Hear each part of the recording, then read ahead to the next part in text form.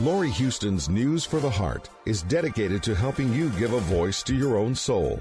Our hearts have the power to free us from pain and the struggles that keep us from awakening to our true essence. Join Laurie now as we delve into our heart and soul to find the path that will open us to the possibilities and lead us to the life we love to live. Hey, and good afternoon. This is News for the Heart. And today I have Tom Campbell with me. Well, everybody knows that I adore having Tom on my show, and we've been having some very interesting conversations about virtual realities ever since I've gone to his immersive. It brought up just a lot of information, and since the last few shows, we've accumulated a few questions, so we're going to try and touch on some of them. We keep trying to touch on them, and so we'll continue. So if you have questions, just let us know, and we'll try and fit it in the best way that I can. If they're very science questions that probably aren't going to be answered here, but because I'm more for how to process the information that Tom does so that we can do it in a very practical and way that we can all evolve and move towards love. So with that said, hi, Tom. Hi, Laurie. All right. So we're going to start. People are very, I don't know. I think what happens is we're so many teachings out there, and although sometimes it's just a matter of the definition, because we have our own sort of definitions, but because there's so much information out there, people get rather attached to certain things. So we're going to talk about souls and individuated consciousness. You know, do we have choices? What's the difference? We have these, construct definitions of what we think soul and spirit and higher self, and technically these are all just tools or metaphors for us understanding the larger consciousness system, for understanding how we all sort of fit together. But people do kind of get attached to certain definitions and what they mean to them. So if we could sort of just share a little bit about soul's individuated consciousness, how we get to choose. I mean, some people thought, what if we come back as a dog? Does that mean we don't grow? There's a lot of thoughts and processing. And I think as an individuated consciousness, we could probably even separate out and be several different places at once, but I don't know how that all works. So why don't we try and tackle this one? And then we'll go to the next. Okay. Well, you did ask just one real specific question there. So what if we come back as a dog? What does that do? Well, if you decide to come back as a dog, and you might ask, why would anybody want to do that? Well, there may be somebody you're particularly close to, and you might want to just interact with them again, just be close to them again. So you might want, and it be, it's difficult just if you want to do that and that person has a body, it's real difficult to do that if they don't happen to be just having a baby. And even then you'd be an infant and they'd be the adult, and it really wouldn't be that kind of a connection so much. So that kind of timing's difficult, but you could come back as a dog. If you knew that they were looking for a puppy, then you could probably come and then take that puppy, as your avatar, and that would be fine. Oh, that may be one reason why you might want to do that. But the question is, do you not evolve then? Well, you can evolve then, yes, because dogs make choices. Right. Dogs are not robots. They're conscious. They have choices to make, and by those choices, they evolve or de-evolve, just like us. Animals are different than us only in the amount of decision space they have. That is the quality and type and number of choices that they have. How many decisions can they make? How many choices do they have? Well, they don't have as many as we do, obviously. And because that decision space is small, then their choices are limited. Because their choices are limited, then their evolution is limited to within the choices they can make. You see, dogs don't have as much power to do damage in the world or to do good in the world, because their choices are smaller. But that doesn't mean they don't have meaningful choices. They have a lot of meaningful choices.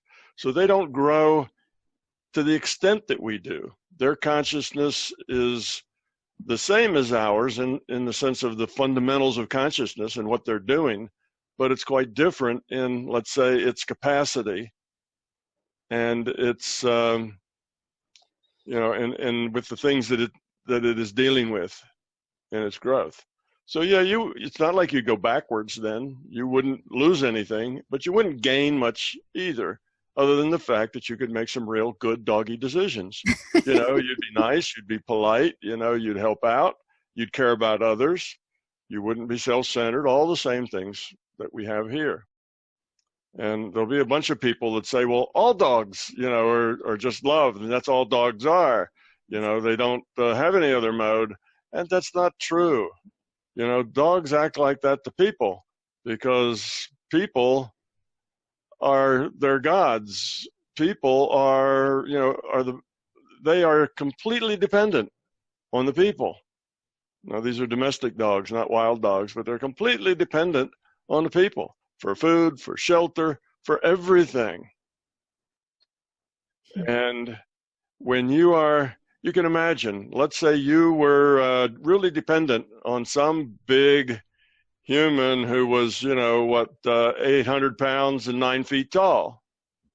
Okay. Or I guess even scale up more than that between a dog and a human, 20 feet tall. So there's great big humans, and you were kept by them and you were fed by them, and everything in your life that was necessary and important to you, they provided. Then would you be nasty to them? Would you stick out your tongue? Would you do things that weren't nice? No, you'd be very obsequious. You'd suck up. You'd be, you'd constantly be smiling. And even if they did things that annoyed you, you wouldn't act annoyed because they're big and they're in charge. People act to their boss like that. If you have a boss, particularly if your boss is one that is a micromanager and, is very demanding, doesn't let you just do things on your own, then everybody sucks up to the boss. And when the boss says, oh, no, don't do that, do this. Yes, we do it. And we smile. And we say, good idea, boss. Thank you. And we go on, because that's the dynamics of the power relationship between the two. Now, you get a bunch of dogs together and watch them, and you will see some ego, and you will see some not being too nice to each other. You will see that they have those same issues when they're working with a peer group. So dogs are not just little, creatures just full of love. They're creatures who know where their food comes from, and they have to evolve just like we do. It's not like they're done. They already got the love. They have a lot to learn and a lot of choices to make, whether to cooperate or not cooperate, whether to take care of, other dogs in their pack or whatever, or let them alone, whether to bully them, whether they really put a lot of emphasis on the hierarchy. I'm the big dog. I eat first. I get whatever I want. If you have a treat, I can take it away from you because I'm the big dog. Well, that's dog hierarchy. That's the way they live. That's the social dynamics if you're, a canine. But it's not necessarily low entropy. So, a dog that was growing up would learn to, they are aware of those instincts that are pack oriented and very hierarchical, but they wouldn't necessarily, push on them.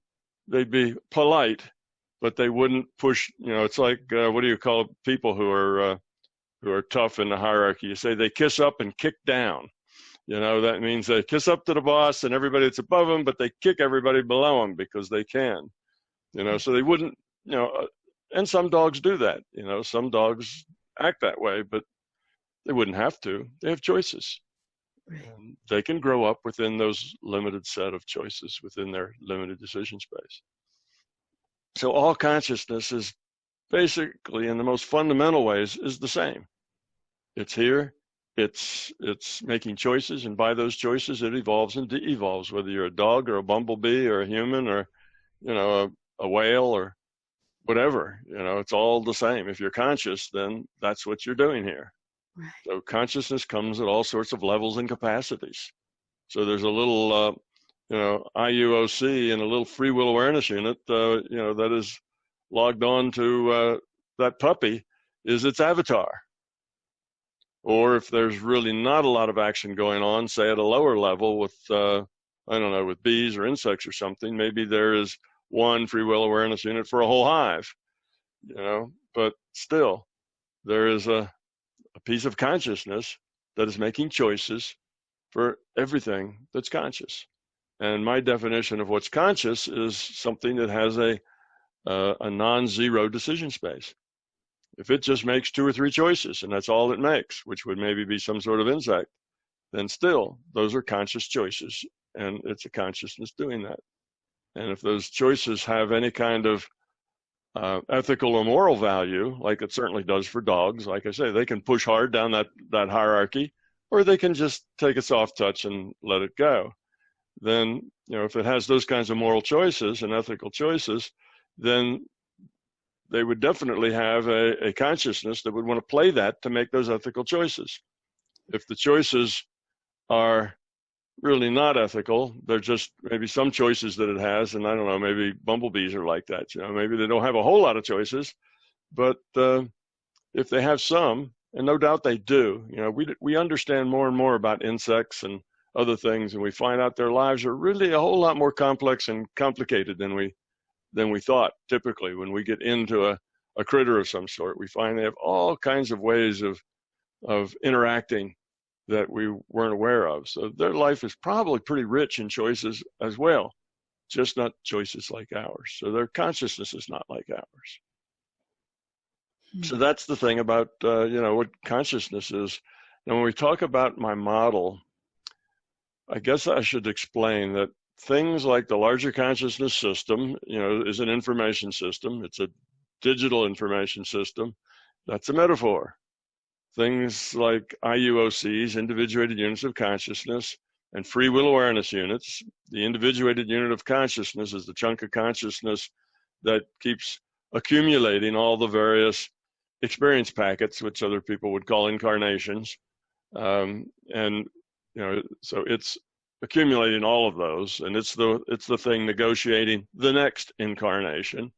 And then the free will awareness unit is the thing that actually is the piece of consciousness that is attached to the avatar. It's logged on to play a particular avatar. And that free will awareness unit is just a subset of that individuated unit of consciousness. And that's sort of the way my model works. But all those things are metaphors. And the reason I say that is when I made my model, the way I made it is that after, say, 35, 40 years of doing experiments and research in consciousness, I had a set of facts, not theories, not assumptions, but facts, things that I had done in consciousness. Change a variable, do it again, change a variable, do it again, do it 100 times, see if the answer ever changes, and that kind of stuff. And you eventually come up with some facts that are, the things I found to be true in consciousness. And I had that set of facts. And then I had all the facts as a physicist. And we get those facts the same way. We look at things, then we do experiments and we change a variable and we do it again and, do it again. And eventually we build up a bunch of facts in science through experimentation. So I had these 2 sets of facts, the ones in consciousness, the ones in the physical world. And I was looking for a theory, some set of ideas that would unify all those facts. One set of ideas that would explain all the facts. So I knew that consciousness was fundamental and that the physical world was not fundamental.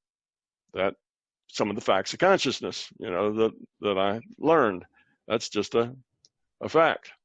Now, so I started with consciousness, figured that was the fundamental thing. Once you get that, the physics and the physical world ought to fall out of that, which of course it did fall out of that. But it's a very abstract thing, consciousness, intent, decision space. These are all abstract things. So in order to talk about them, in order to have a conversation about them, to present a model, every fundamental fact or chunk of consciousness I gave it a name. So I start with the big thing, and that's the larger conscious system. And because consciousness is really about information, it's an information system. And because digital is the most fundamental way of dealing with information, then it's a digital information system. So we just keep working out the logic. And my plan was to not add anything that wasn't necessary to explain the facts. Okay. So I needed a free will awareness unit. I needed a IUOC because these all had to be there to explain facts. But I'm making these things up because they stand for a logical thing in consciousness. It's a fact. It's a logical part of consciousness that had to be there. So that's why I say this model is all about metaphors that allow us to discuss it. And I didn't add things to it. For instance, that free will, that individuated unit of consciousness, that was the collector function, the collector of all the incarnations. Incarnations were a fact. They were necessary. They were logically necessary. The model can't work without that. So it's not like I added that because I thought that was a cool idea, and it was in Eastern theology or something. I added that because consciousness required that. The system required that as to work. Otherwise, it falls down. The system can't go anywhere. It can't evolve. It can't move forward because of the nature of consciousness. So in any case, that was the way the model works. So I had somebody just in this last immersive that I did that says, well, what about this individuated units of consciousness? Does it do this or this or that? And how is it connected to, the other thing? And what does it do all day at the office? What is it, what is all its functions? Okay, it's the collector function, but while that free will awareness unit is off doing its thing as I, logged on to the avatar, what's it doing? And I said that you're taking my metaphor too far. Metaphors only run so deep, right? You make a metaphor to explain a point, but you can't squeeze more out of it than that. And because I didn't have any logical necessity to make that function of the IUC do anything else other than accumulate, then I didn't add things to it. I didn't say, oh yeah, well, while it's accumulating, it's talking to all the other IUCs, coming up on better ways to sort the data and that. I could have said those sorts of things, but I don't because they're not logically necessary. It doesn't mean that they couldn't happen. It just means they're not logically necessary. If they're not logically necessary, then you don't want to go there because that means it is conjecture. It's not fact. It's not in the logical path of facts. So everything in my model is there because it has to be, because if it wasn't, the whole system wouldn't work. Nothing's in there because it felt good and sounded good. It's only in there if it's a necessary part of the logical flow. So in that way, I keep it simple. I don't add a lot of things with conjecture. So everything is just all the fundamentals and no window dressing, nothing to fluff it up and add conjecture to it. And that is why it is, we say, I have people come up to me all the time and say, Tom, are you a Tibetan Buddhist? And I'll say, no, I know a little bit about it, but no, that's not where I come from. Tom, are you a Kabbalist? Oh, you must have studied, the Hopi ways with the, and I get all of this stuff from all, I'm a Sufi, I'm this and that, because people who study those things say that what I'm telling them is very much like, and is very much in agreement with all these other mystical traditions. And I didn't start as mystical tradition. I started as science. I started from a place of facts, and building a model out of them. So, a lot of these traditions, though, have filled in all these points that are basically conjecture. They're not necessary. So they have things in them that go to a lot more detail, like the chakras. Okay, Hinduism has chakras. Okay, so that's a thing they filled in. So those chakras are not fundamental. Those chakras don't really exist as things. They're tools. They're just a way of looking at the data. So if we don't break the data down into pieces, it's real hard to talk about it. it's real hard to have conversations about it. So people find it helpful to take the information and break it down into subsets that then they can discuss without having to just discuss the whole thing all at once. It makes it easier. So somebody made up the thing about chakras, and it seemed to fit the bill. It was easy to teach. Other people understood it, so it became a very useful tool. But it's not, it's not something that's fundamental. The Zen Buddhists don't have chakras. Does that mean they're wrong? The Zen Buddhists just don't get it because they never figured out chakras? No, of course not. The only people that have chakras are the Hindus. Nobody else has chakra system. Oh, then the Hindus, figured it all out and everybody else hasn't yet. It's not like that. Or the Hindus are wrong because nobody else, sees those things like that. No, that's not it either. The Hindus have found a very useful tool set in explaining things to other people, and other people find it very useful in order to take that knowledge and put it in pigeonholes, give, specific things, specific meaning, and that makes it easier for them to understand. We as humans don't like dealing with things that are real abstract. We can't get our hands on them. It's hard to talk about them. We like to take those abstract things and turn them into something more physical, more concrete. So if these chakras were just abstractions, which is probably what they were in the beginning, it would have been better, but still wouldn't have been as useful until somebody made them pieces of the body. Somebody attached them to the body. You see, now that's concrete. Because it's attached to your body, now you can feel like, all right, I got this chakra, and I got one here, and I got one here, and I got the crown chakra, and here's all the things they do. Because it's part of your body now, it's like it's more fundamental. Just like the term going out of body. Your consciousness isn't in your body. Nothing goes out of body, but people have this need to turn abstract things into physical things. So if there's, consciousness can exist elsewhere, then that making it physical is like, well, it's some kind of ectoplasm that, lives in your body and it sneaks out the top of your head when you get in a right kind of mental space. That's just not true. It doesn't work that way, but it's a metaphor. So out of body is just another metaphor. So there's lots of metaphors in this.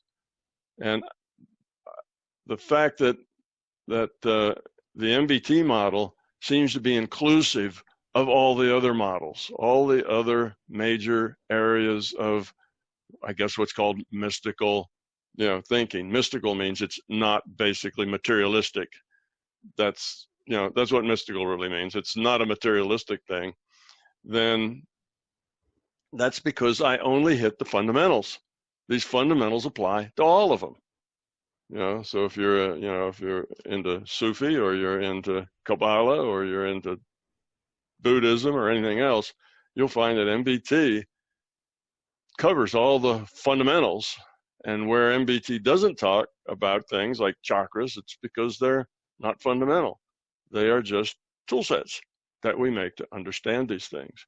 So calling something a tool set isn't something that makes it smaller or lesser, or, oh, it's not real, it's just a tool set. That's the wrong attitude. Tool sets are things we need in order to break things down to the point that we humans have an ability to wrap our minds around it, and it's something more concrete. That's why these tools are almost always body-centered. They always have something to do with our body, and that's because that's concrete, and we can relate to that. So that's that's kind of the thing about my model. So I tell people, don't believe anything I tell you, because if it's not your own experience, it's not your truth. And if it's not your truth, it doesn't do you any good to believe it. So if you have beliefs that are very different, that the MBT doesn't support, it's not, well, throw those beliefs away, you're wrong. That's not the right idea. That's not where I'm coming from. The idea is, here's a model that you can hang your experience on. All the things you've experienced in the physical and in the non-physical, this is a model that will explain those. Now, if you want to, go other places, or, follow conjecture or some other sorts of things, it doesn't mean those things aren't useful.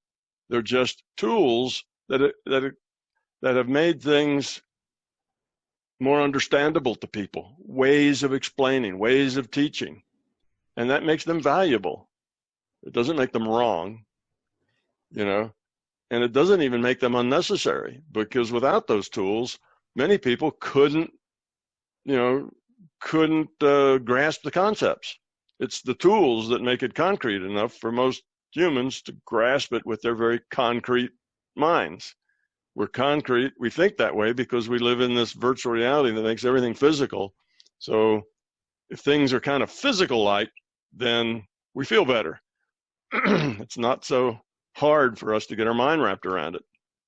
So tools are significant, tools are valuable, tools are important, and for humans, they're necessary. So this idea that, oh, it's just a tool, somehow that degrades it and makes it, not functional or not good, that's wrong. Tools are invaluable. We humans couldn't get along without them.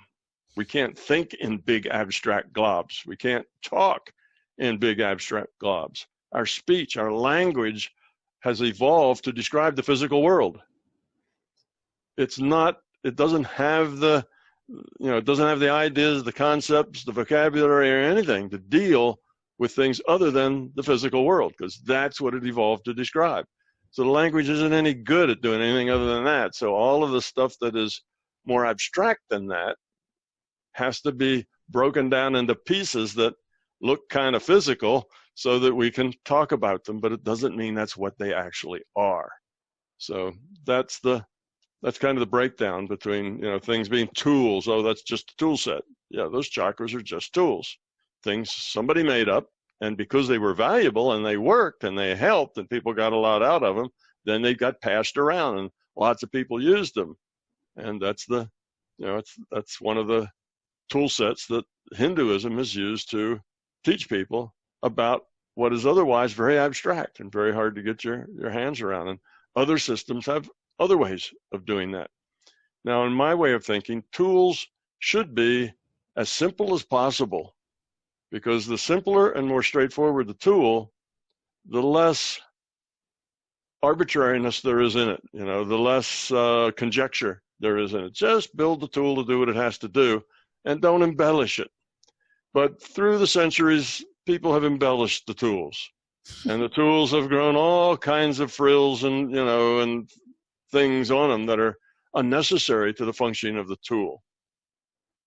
And that sort of thing then is just, not particularly useful. And people get all wrapped up into those, extraneous things that have been added to the tools, and they'll get, a lot of beliefs will get attached to that.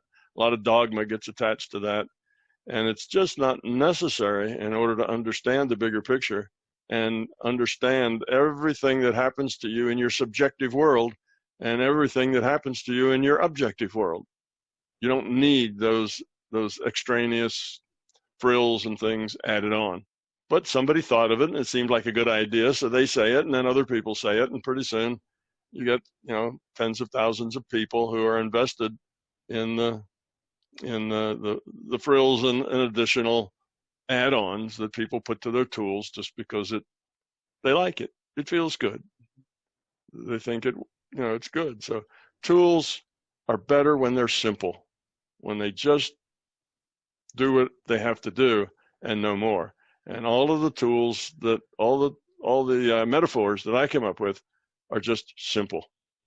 So when somebody says, well, what do those IUCs do all day at the office? Because they're just there, collecting these various lifetimes. So what are they doing between lifetimes? They're sitting around sucking their thumb, what are they doing? And I say, well, that's not a good question. That IUOC is just a metaphor for the collection part, because that's a necessary part. Anything else is not necessary for the system to work. Doesn't mean it isn't, it doesn't mean they don't have anything to do. It just means we could make stuff up, but we're making it up, you see? And we could even make stuff up that sounded reasonable, but again, we're making it up. It's us creating something that isn't really logical or necessary.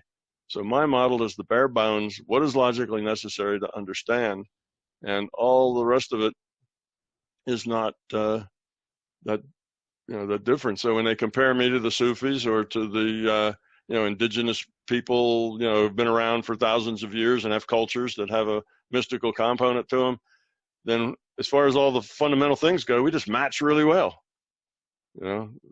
But then they have this other stuff that is kind of unique to them. And often the problem with tools is that they can be very limiting. They can help you, but they also add limitations as well. Because if you have a tool, you make a metaphor, and that metaphor comes with its own limits. It's a very limiting thing. So you may have a shaman, and he can become a wolf and run through the woods. Well, or maybe he can become a bear or something else and run through the woods. Well, that's fine, and that enables him to go places and see things that he otherwise wouldn't do. And getting darker here. Yeah, I see that. It's just getting a little darker there. That allow him to do a few things, but that's a very specific thing. You see, he can be an animal of some sort. He can maybe fly and see things. But if he just let go of the fact that it had to do with those animals and that he was a part of that animal, he could realize that he could remote view, or he could see all sorts of things. He could see, not just things where the animals are, through animal eyes, but, he could look at the backside of the moon and see what's going on in Alpha Centauri too. Or, there's lots of other things he could do with that basic quality. But because he has tools where he gets to attach to an animal, then that helps him do that. But it also limits him because his tool is attaching to an animal, you see. So every time you make a tool, it comes with, it may offer you an ability, but it also comes with a limitation. Well, so not that's only why that, the tools need to be simple. Yeah, and we have our own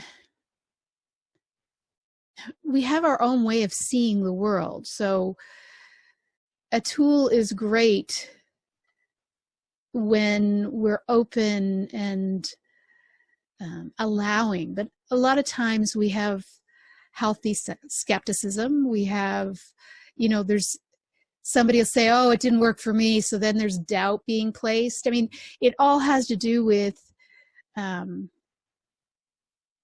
guess, how we identify with ourselves, but also, there's so much more to what we see, which is, I guess, part of, I don't know if that's the limitation or not, but, some people believe in magic. So, that the connection between the mind, body, and spirit, or mind, heart, and soul, or wherever you want to go. And so however you see that, but, we can look at allopathic medicine, and for a lot of people, that works for them. And then there's a lot of other people where they'll say, no, it doesn't work for me. So we have to have the intention, the belief, we have to have the trust. There's so many things that are incorporated. And of course, all of that has to do with our fears, which is what stops them from actually doing the work that could be easily shifted. It's just because of our fears, we'll have doubt, or we won't think it's going to work for us because we're not worthy. And so then all of that also comes into play, which is, I think, part of the problem of our limitations. Sure. Well, the problem with tools is that people begin to make their tools facts, to make their tools sacred, to make their tools, that. And as long as they see them as tools, these are things that help me understand, then fine. Tools are wonderful. But when you start to believe in your tools, believe that they are the only correct way, and that every other way is wrong and not, and not any good, and so on, then you've just trapped yourself into a very limited understanding. See, most of those tools, and a lot of the ones you mentioned, are the way they work is by the fact that intent modifies probability, future probability. That's how they're working. So if you have a tool set that helps you focus your intent in a way that's powerful, then you will find that things will happen, and that tool will be effective. And that's where you talk about, well, you believe in the tool, and it's not so much that you believe in it, other than that you understand it. It's a tool that helps me, focus my intent on something. It's the intent that's the active ingredient. The tool's just a tool. The tool's not an active ingredient, which is why those people who really are into their tools, they work for them. And the people who say, oh, that's nonsense, that doesn't make any sense, then that tool does not work for them. Because for the set that it works for, it is effective in helping them focus their intent, which is really what's going on. That's the thing that makes the difference. And for those that are scornful of the tool, it doesn't help them focus their intent to do anything, so it doesn't work for them. But again, it shouldn't be a matter of belief. Yes, you should be skeptical of everything, and you should realize that tools are tools, and they're very useful. And once you make it's not like if you have a screwdriver for driving in certain kinds of screws, say screws that have little star heads on them or something else, well, it's a very useful tool. And you use that to do that, and it'll work every time you use it to do it. But the tool is not magical. The tool isn't, it can do some things, but it's restrictive. That screwdriver won't work on, some other kind of, on a screw with a slot head, and it won't work as a hammer, and it's no good to pry boards loose. It's just a tool that works, and it helps you do a specific thing. And that's the way these mental tools are. They'll help you focus your intent. And focusing your intent, focusing that consciousness on something, that's what really works. And if you've got a crystal for your tool, or if you've got, a statue of Buddha for your tool, or if you've got the cross, or if you've got any other kinds of tools that you might have, you may sit down and, in your lotus position and put some incense, burning and all these things, say your mantra. Mantras are tools. All these things are tools just to help you focus your intent. But eventually, if you have lots of tools and the tools are complicated, you're spending lots and lots of minutes on tool use. And better to get a more direct, simple set of tools that allows you to do a lot more in less time. So that's why I say tools should always be the minimum set. You don't want to aggrandize or make them, bigger and fluffier and whatever, unless you need that. If you need that, then make them that. You just realize that they're tools, and don't have the idea that, oh, it's just a tool, so it's not really true. That's not the case. What's true, what actually is, what is real is information. Nothing's more real than information. That tool is just another way to configure information to help you focus your intent.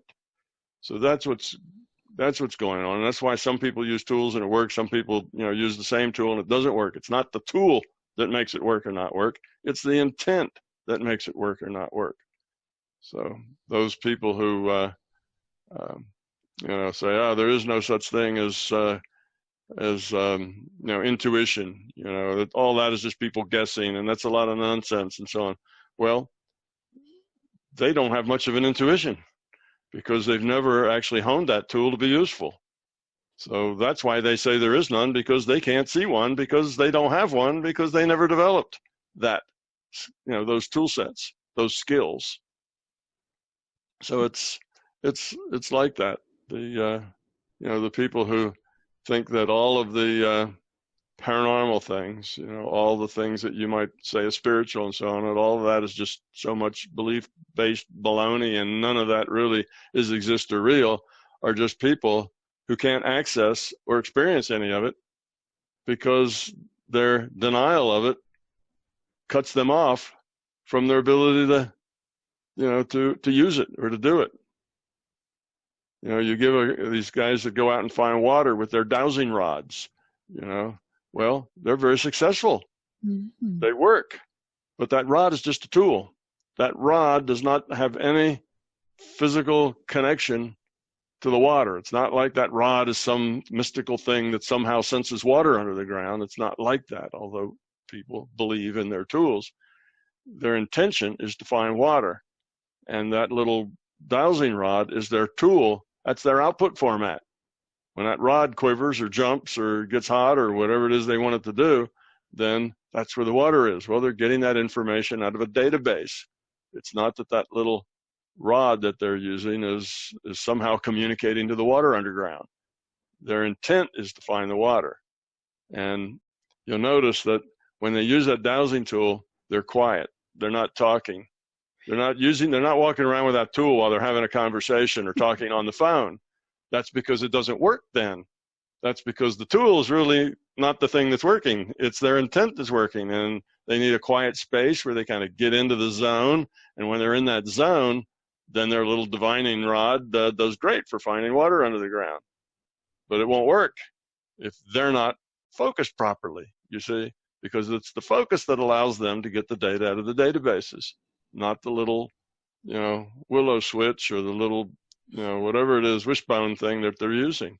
The tool is their intent, but that dowsing rod is their physical thing that helps them focus their intent on finding the water. But it's that belief that you have this rod and it can find water keeps you from finding all kinds of other things. That database tells you where everything is, you see. But, this is only good for finding water. Well, that's just a belief. Otherwise, you could find other things like your lost car keys. You could find all kinds of things otherwise. But because we have a belief and this is how it works, and it has to be made out of this material, and you hold it just like this, you have to hold it just the right way, then it'll work and you can find water. It works, but it's very limiting. Can't do much else. All it does is find water. Whereas the act of finding water is getting data out of a database that has where everything else is as well. It's, that's why I say tools come with their limitations. Same with the chakras, same with everything else. All the other tools we have, they come with limitations. Get rid of those limitations and suddenly it's a different world. All kinds of things are possible that weren't possible before. Okay. So, not exactly sure how to go through this without it making sound. Let's just try. So one of the questions around, I guess, poverty, or that there are certain areas that don't have, running water, and, there's lots of people that die from hunger, and, and we can go on and on about, young kids dying. I mean, I guess some of it, for some people, they want to know what they can do. For other people, it's, how does it affect them, or what does it, it's always about our choices. But, are we supposed to ignore certain things that are happening, like the environment, or starving children, or, that kind of thing? Like, how do we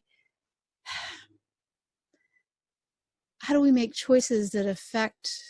Is it just for, most of the work that we do is about our own fears, and working through those and facing them and lowering our entropy.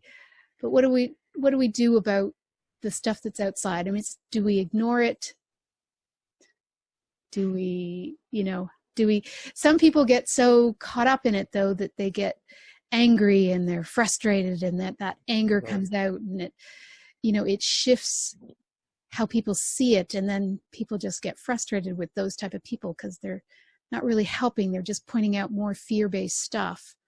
Right. Well, how do we get around that so that it's all about, lowering our entropy and the thing we need to do is that first step is that a person works on themselves, get rid of their fear, because until they do that, they're just not very helpful doing anything else. So that's first step. Get rid of your own fear. Now, after you've gotten that fear down to a point that you can actually be more useful to other people because you're not so full of fear, then the next thing to work on is being kind, being caring, having empathy, others, building up your relationship to others, you're caring about others. As you work on that, the next step up is you become a teacher. You're main point of your life is to help other people get rid of their fear. You see, so we kind of go up in steps. But at first, if you're full of fear, you just got to clear that up first, because otherwise you're out there trying to help people and you're so full of fear that you become part of the problem rather than part of the solution. You see, so you got to work on yourself first before you can do much of the rest of it. And if you get that out of sequence, if you get that cart in front of the horse instead of behind the horse, it doesn't work too well. And that's what some people do who get so enraged and so upset about the awful world we live in. They haven't grown up enough that they are not self-focused and self-centered. They still have a lot of ego. And that ego really wants to be the world the way they want it. Like, this world isn't right. I know it isn't right. It's not the way I want it. It's not the world I want to live in. And, it just is, and that upsets them because it's not the way they want it. It's not the right way. It's not the way it should be. People should be nicer to each other. They should be kinder. They should have more empathy. They should care. And they don't. And that just, makes me angry that they don't. Well, the anger comes from their ego. If they didn't have the ego, they wouldn't get angry. So they're having the empathy, but they still have a lot of ego. So that empathy turns into anger. And just like I said before, they've gone from part of the solution to part of the problem. Having empathy is part of the solution. But because they're not grown up enough yet to really implement that as part of a solution, they turn around and end up with a lot of anger, which then, they're fearful. Oh, these awful people, they're doing awful things to us. It's a terrible thing. And all of that turns into fear. It's the fear of the big thing out there that's ugly is going to get you, and it's always pushing you around and it's always making you do things you don't want to do, and it's so unreasonable. And you take everything that's happening in the world personally, because actually, personally, you believe that you are the center of the universe. And as you being the center of the universe, it's just upsetting that the universe isn't the way you want it. You see, that's the problem. So when you get these things out of sequence to where you've got a lot of ego, you got a lot of self-centeredness, and you also have the empathy, well, it's a problem. And you become part of the problem again, because that stuff is fear-based. Oh, these awful people, they're always getting us. They're not good. We need to get rid of them. They are the problem. And that helps you miss the fact that they aren't the problem. You are the problem. Your choices are the problem. When you choose to be angry rather than choose to be helpful, you're part of the problem. Okay. And they say, well, I'm just a little person and I can't do anything. And there's all these big things out there going on and that are terrible. And there's no way I can change them. Yes. Though you think you are the center of the universe, you really have no power. And, though you are self-centered, you can't control things. Well, that's part of, that's part of growing up, is to realize you don't control things. You have to accept things. Things are the way they are. People are the way they are. And if that makes you angry, that's just because you get too much ego. That shouldn't make you angry. Now, that can make you sad. That's okay. You can say, wow, it's really too bad that, we're like that. But you need to be positive, because being negative and being fearful is part of the problem. And if all the stuff out there makes you negative, you're negative about, all the institutions that are making your world miserable, then you become part of the problem. More fear, more negativity. That indeed helps future probability produce more fear and more negativity, because you're negative.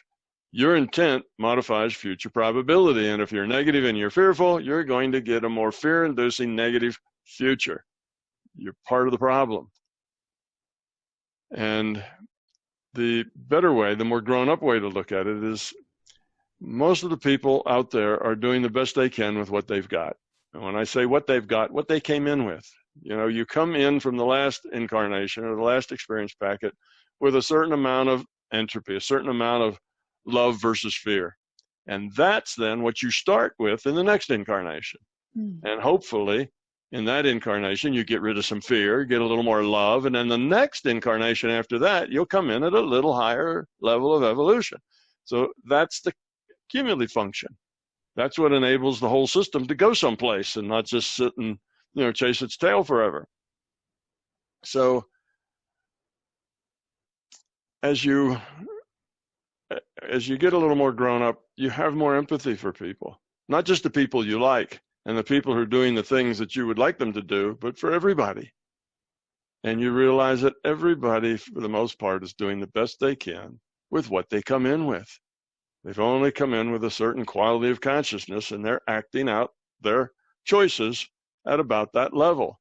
Hopefully, they're making us a few better choices that will move them up a little, but they can also make some bad choices that move them down a little. It's just, that's the nature. You can evolve and you can de-evolve. And when you see that, then it's easier to have compassion for them. They're struggling. They're doing what they think they have to do. They're doing what they think feels necessary to them. They're on that path, and by being on that path, they are a reflection of who they are and what they are. They're working at their level, and they will grow up, or they will evolve or de-evolve just like all the rest of us. So then, instead of being angry with them, you can have some compassion for them and realize they just are who they are and accept them that way. That doesn't mean you need to like what they're doing and just accept all the things that they're doing. No, you should get involved. It's important to help educate. It's important to help people understand what's going on here, that there's a better way, that we don't have to do that, but come up with alternatives, come up with suggestions, come up with things that you can help, be a part of the educational process. And if you can't figure out how to do that, then still the biggest contribution you can make to it is to just change yourself. Get rid of your own fear. And if you do that, that's really going to be bigger help than even if you go out and try to educate people to a better way. I mean, educating people to a better way is a good thing. It's not that you just ignore everything, and crawl in your little hole and, and live in your own space and ignore it. No, you shouldn't ignore it. You should be aware of it. But the maximum contribution you can make to it is to get rid of your own fear so that you stop becoming part of that problem, that you become part of the solution. And if we had enough people who were part of the solution, the problem would just go away on its own. The problem there is us. We're the problem. It's all the anger. It's all the negativity. It's all the fear. That's the problem. And if you happen to be the CEO of a big company that's just trying to get profits, even if it means that you're lying, cheating, and stealing, well, that's how you are then able to express the quality of your consciousness in those choices. Well, conscious quality isn't very good. But let's say you don't have that kind of power. You're just somebody who goes out, digs in a hole with a shovel, and comes home. But you're frustrated and you're unhappy and you see the world sucks. So, you're short with your children, you're snappy with your wife, and you slap the dog. Well, that's about all the power you have. And if you take that guy who doesn't have any power and put him up in that executive position, he'll do about the same thing that executive's doing. He will take his low quality of consciousness that leads him to snap at the kids and, slap the dog. Instead, he'll be lying, cheating, stealing on a scale that affects millions of people. It's not that guy is much different than the rest of us. Matter of fact, he represents us. We're like that. We generally have a low quality of consciousness. So if what you do, you're down at the bottom of the pile of power, you don't have much power. All you can do is, go do what your boss says every day so you can make enough money to pay the rent. You don't have a whole lot of power. So you feel, angry the rest of the world because it's not the way it should be. And you feel negative and you feel fearful about the things and the systems and the corporations that are going to get you, then you're part of the problem. You perpetrate it. And That's just not helpful at all. So I would say to those people, yes, this world is in many ways, a horrible place to be, because we have so many low quality people in it, low quality of consciousness people in it. But that's us. That's who we are. Accept that, and let's grow ourselves up, because as we grow up, then there's one less negative, person in the world. There's one less person who's full of fear and hate and, nastiness. And that's how you do it, one person at a time, because you can't make anybody else grow up. So the only thing you can really do about, having us grow up is make yourself grow up. And in general, there's a lot of growing to do. If you look at it, you've got a lot of work to do there. There's a lot of growing to do. And as we change, our institutions will change because they reflect us. If the population was a kinder, gentler population that really cared about people and, about optimizing, our resources for everybody and that sort of thing, if that's the way we really felt, then that's what we'd have. All those institutions act the way they do because we allow it, because we condone it. And it's the same way we are for the most part. It's you don't want to add to it. And fear is literally trying to control us. A lot of experts out there that, shovel out their fear doesn't help us. So when we move to let go of our own fears and we see our world as when we start growing up, we won't even connect with some of those people that are spewing fear all the time. Those are our choices too, right? Whether we want to listen to somebody all the time.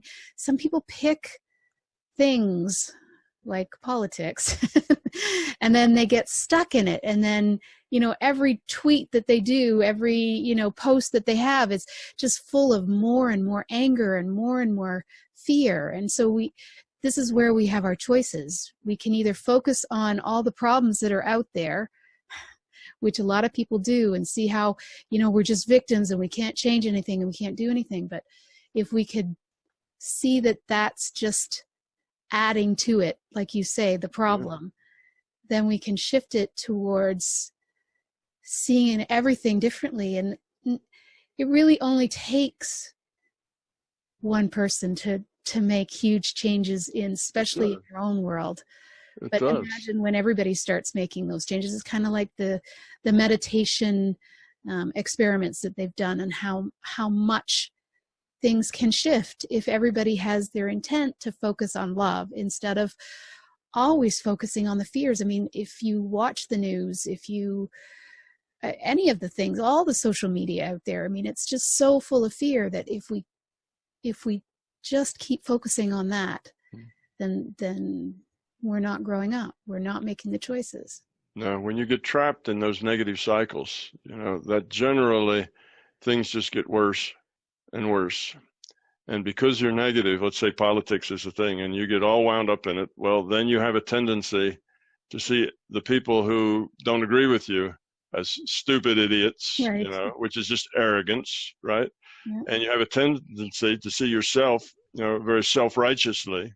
See, all of that is just sinking deeper and deeper into fear and self-centeredness, and you being the good guy and the other people all being the bad guys. Yes. Instead of looking at it that way, you need to see all of us are in this thing together. The best thing you can do is get fear and negativity out of yourself, and it's not ignore it. Right. See, that's not the other thing. It's not like, well, if you had a heart and a conscience, you couldn't ignore it. If you had a heart and a conscience, you'd be angry too. No, only if you had a low quality of consciousness would you be angry too.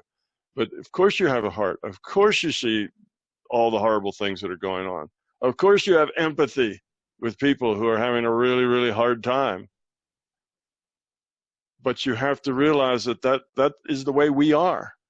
That is the state of the evolution, conscious evolution of the human being here in this virtual reality. And there isn't any way that you can change that. Even if you were the center of the universe and you could reach in and take that nasty CEO or that nasty dictator and just get rid of them. You know, you had your own little private assassination squad that could go out and get rid of all the people that you didn't like.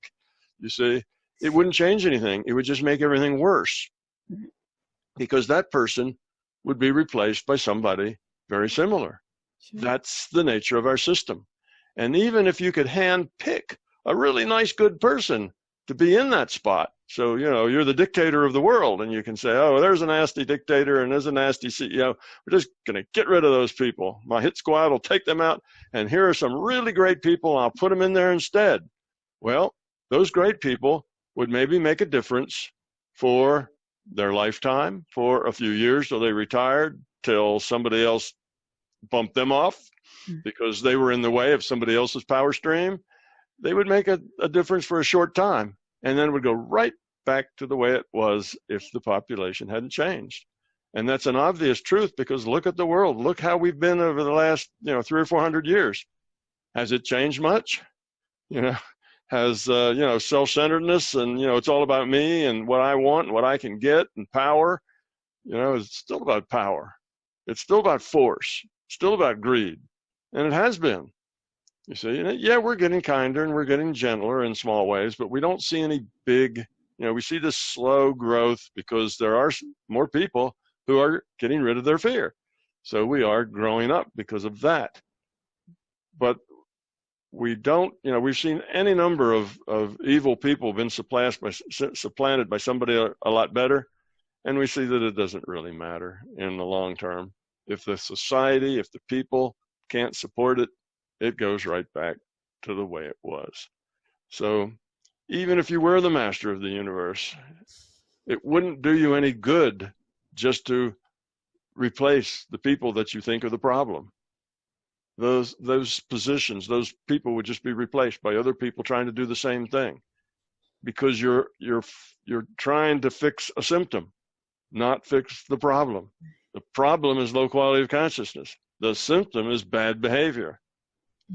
You see, that's the thing. So you can work and work and work on fixing that symptom, and it's not it doesn't pay off in the long run. But if you just put a little effort into fixing the problem, starting with yourself, then perhaps, in decades or centuries, we could change all this stuff. So we put all our effort and our focus into doing something that's only marginally useful in a temporary sense, because it's symptom relief.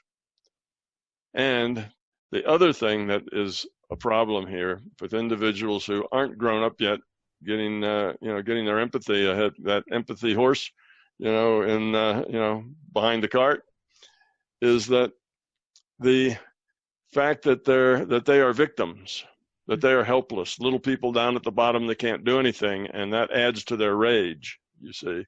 Well, as soon as you get in the victim space, what you're doing is saying, I'm not at fault, they're at fault. None of this is my responsibility, it's all their responsibility. And that's just not true. Your responsibility is to get rid of your fear, get rid of your ego, get rid of your beliefs, and become part of the solution. That's your responsibility. And if you're just pointing your hands and being fearful and trying to encourage other people to be fearful and angry too, you are part of the problem, and that's being irresponsible. So it helps them point a finger to somebody else and escape all blame themselves. Well, there's nothing I can do. See, if you can come to that conclusion, then you can feel, like you're not part of the problem, but you really are. So that idea, we see that a lot in our society. Being a victim is kind of it's always been, I guess, an in thing. That's the way you get out of being responsible. If you're a victim, then you're not responsible for anything. It's just this world just does this stuff to you, and you're just a poor, helpless and hapless victim down at the bottom of the barrel, and nothing you can do. And that makes people feel better. And because they're clean, they feel better. They're not part of the problem. Then they get self-righteous, and then they get angry, and have all this stuff that is just not helpful. So being a victim is giving up your power. Victims have no power. They're powerless. And the only thing they get for it is they can pretend that they're also blameless, but they're not. They're just part of the problem. So you got to stop feeling sorry for yourself, accept the fact that you do not control the world, accept that the world is just the way it is because people are just the way they are, and then try to do the best you can to help that situation by getting rid of your own fear and ego and beliefs. And anger is not a part of that. If you have any negative feelings, anger, think other people are, you blame others. If you feel stressed, if you feel anxious, if you feel, miserable, if you feel, if you have all the negative feelings, you feel unappreciated, you feel, I don't know, undervalued, whatever it is, all that stuff's negative. And as long as you feel that stuff, that's your ego, that's your fear. If you didn't have the fear, you wouldn't feel that way. You'd look out at this world and say, oh boy, this place really needs to grow up. There's a lot of horrific things. Look at how those people are suffering, at the hands of these other people. That's so sad. And you'd have that sense of the sadness of it, but you would not be miserable. It wouldn't make you angry. It wouldn't make you unhappy. It would make you redouble your efforts to get rid of your own fear and become part of the solution, not double your fear and your anger to become, make the problem worse. So yeah, that's what I say. And I get that a lot. A lot of people says, well, if the larger conscious system allows this kind of meanness to go on, then it's a terrible system. It's not the system. The system it's not the system playing with its pet people out on a board and it allows things to go on. It's us and our choices. That's somebody that's trying to not only be a victim, but doesn't want to take any responsibility. Oh, it's something else. It's the evil consciousness system or the evil God that makes all, that allows all this to go on. It ought to just force everybody to be nice.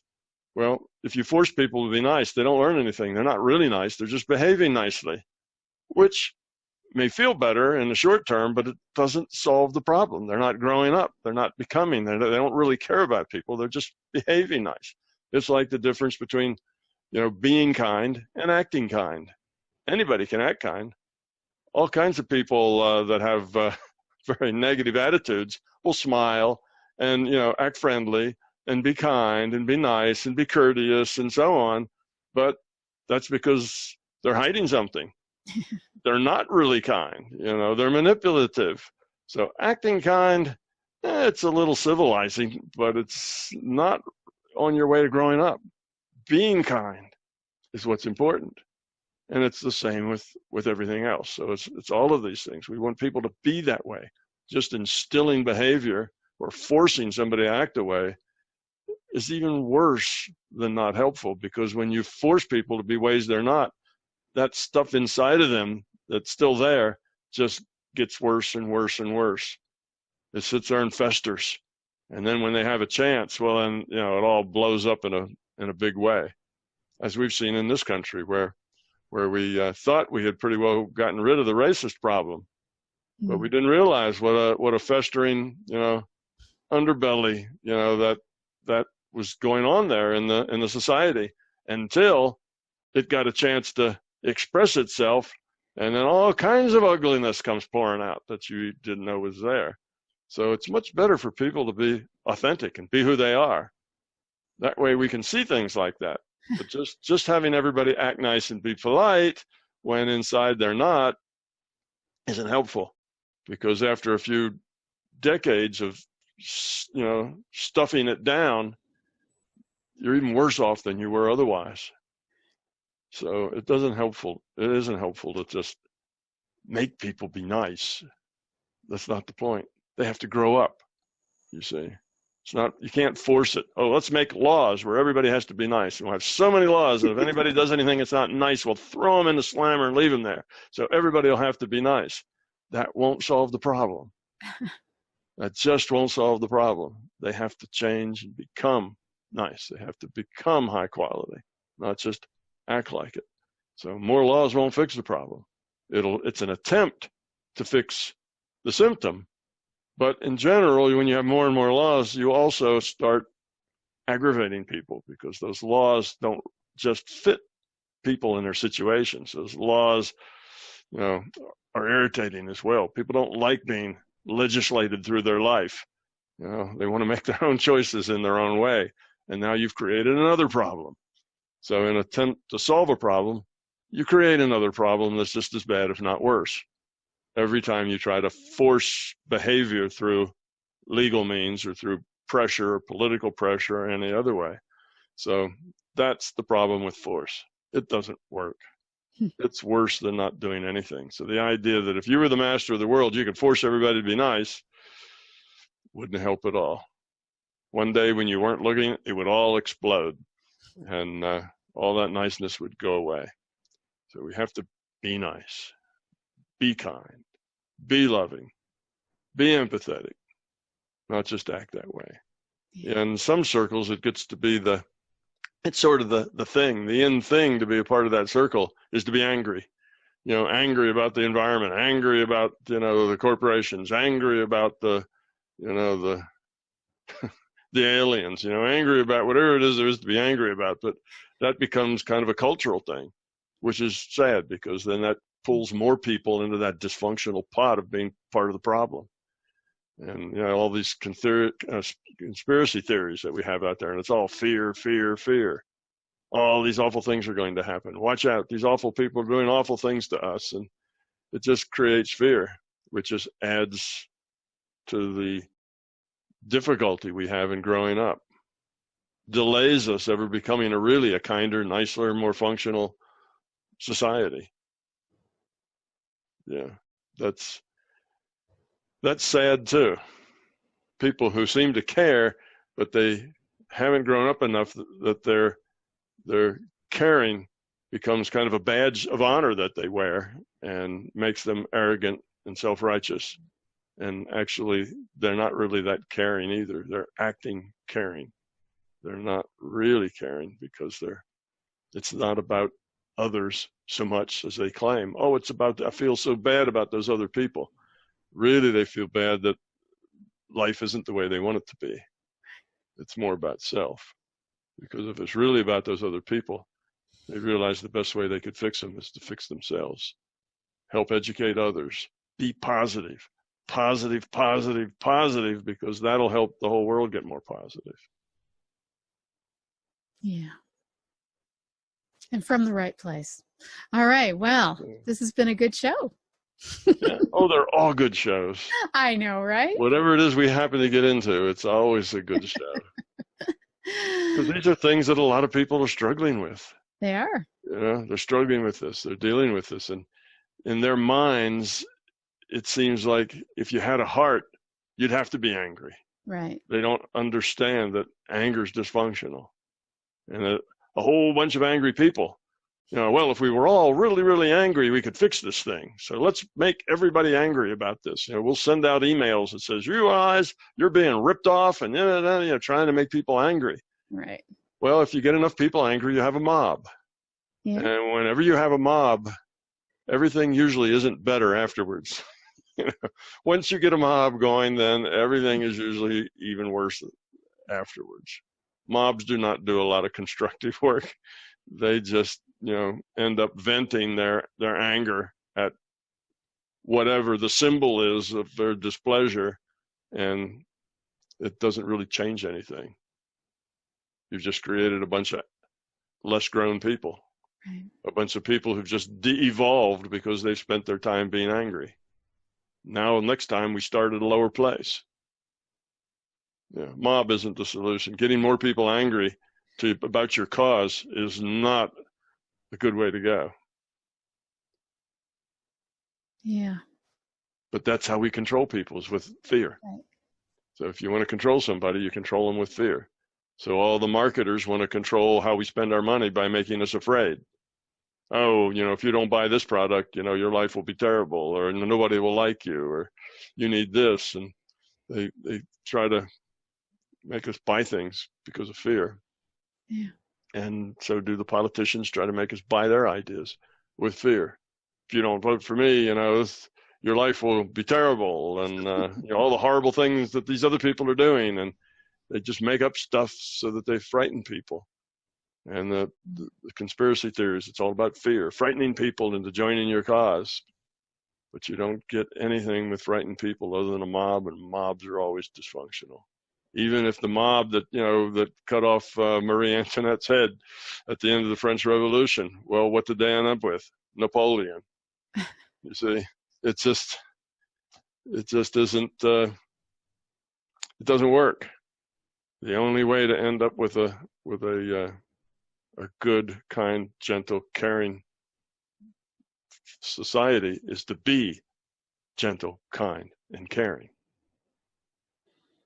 All right. Well, you've heard it here. This is where we're headed. All right. Well, it has been.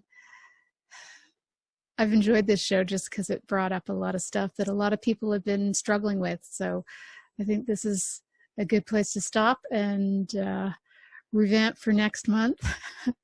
You've been listening to News for the Heart. We've been getting to the heart of what matters with Tom Campbell, and I'm not sure what we'll be calling this, but it'll be an interesting, maybe Q&A, virtual reality. I don't know. No. All right. Thanks, Tom. Have a question for Laurie and want to be on the next News from the Heart show? Drop us a line via instant feedback at bmajor.org. News from the Heart is brought to you by Intuitive Soul and is produced by Major Radio for Clear Channel's iHeartRadio and bmajor.org.